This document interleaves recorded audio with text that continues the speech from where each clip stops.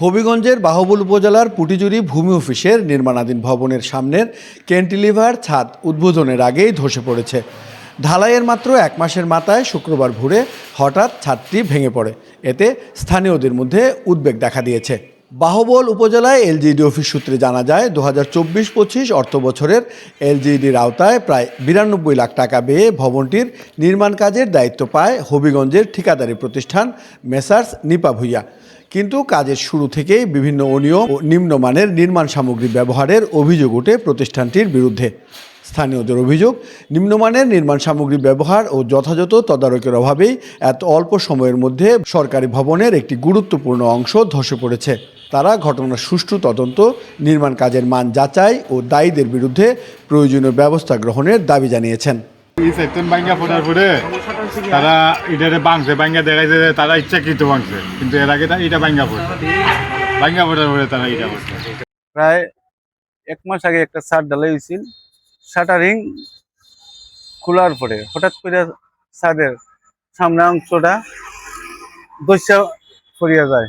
YONO sir আমাদের আশ্বস্ত করছেন যে স্যার আইয়া নিজে এটা দেখবা, এবং এলজিডি ইঞ্জিনিয়ারও আইয়া দেখছে। এখন আমাদের এই পুটিজুরি ইউনিয়নবাসীর একটাই দাবি, যাতে আমাদের ভূমি অফিসটা সুন্দর এবং যাতে কাজটা সঠিকভাবে সম্পন্ন হয়। এ বিষয়ে সংশ্লিষ্ট ঠিকাদারি প্রতিষ্ঠানের প্রতিনিধি সজীব আহমেদ জানান, শাটারিং খোলার সময় কিছু ত্রুটির কারণে ক্যান্টিলিভার অংশটি ক্ষতিগ্রস্ত হয়েছিল। কর্তৃপক্ষের নির্দেশনা অনুযায়ী এখন এই অংশটি ভেঙে নতুন করে নির্মাণ করা হবে। আমরা যখন কাজ করা নিয়ে শুরু করছিলাম, তখন সাব ঠিকাদারকে আমরা ইঞ্জিনিয়ারের ড্রয়িং অনুযায়ী আমরা সাব ঠিকাদারকে কাজটি বুঝিয়ে দেওয়া হয়েছে। তখন সাব ঠিকাদারের কাজটি সম্পন্ন করার পরে আমরা ইঞ্জিনিয়ার, উপজেলার ইঞ্জিনিয়ার, জেলা ইঞ্জিনিয়ার সবাই আসার পরে এটা তদারকি করে পর আমরা ঢালাই দেওয়ার সিদ্ধান্ত দিয়েছি।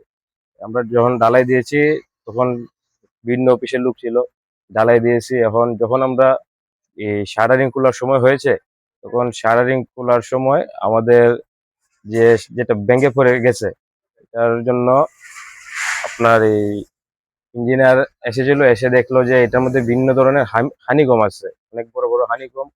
তারপর এটা হালকা একটু লিক হওয়ার কারণে ইঞ্জিনিয়ার বলেছে যে এটা হবে না, এরা তদারকি করে বলছে যে এটা হবে না। তারপরে বলছে, নির্দেশনা দিয়েছে যে এটা নতুন করে করার জন্য। তখন আমরা আজকে সকাল থেকে এটা ভেঙে নতুন করে করার জন্য শুরু করলাম আর কি। খবর পেয়ে ঘটনাস্থল পরিদর্শন করেছেন বাহুবল উপজেলা নির্বাহী কর্মকর্তা উজ্জ্বল রায়। তিনি জানান, ভবনের ক্যান্টিলিভার অংশটি ধসে পড়েছে নাকি ভেঙে ফেলা হয়েছে তা তদন্ত সাপেক্ষ। সংশ্লিষ্টদের ক্ষতিগ্রস্ত অংশটি পুনর্নির্মাণের নির্দেশ দেওয়া হয়েছে।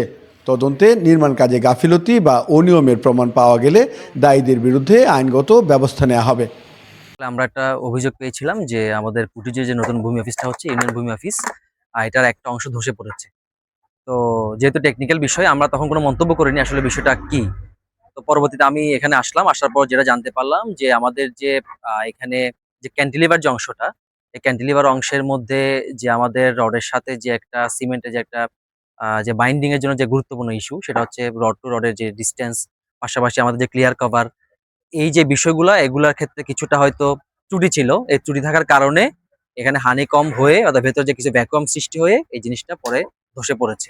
আমাদের এক পক্ষের বক্তব্য হচ্ছে তারা ভেঙে দিয়েছে, আরেক পক্ষের বক্তব্য যারা এখানে স্থানীয় বাসিন্দা তাদের বক্তব্য হচ্ছে ধসে পড়েছে। তো এটা বিষয়টা আসলে এটা তদন্তের বিষয় যে আসলে ধসে পড়েছে আর নাকি ওনারা ভেঙে দিয়েছে। এটাতে যেতে গেলে একটু আমাদের আরো একটু ভালো মতো তদন্ত করতে হবে।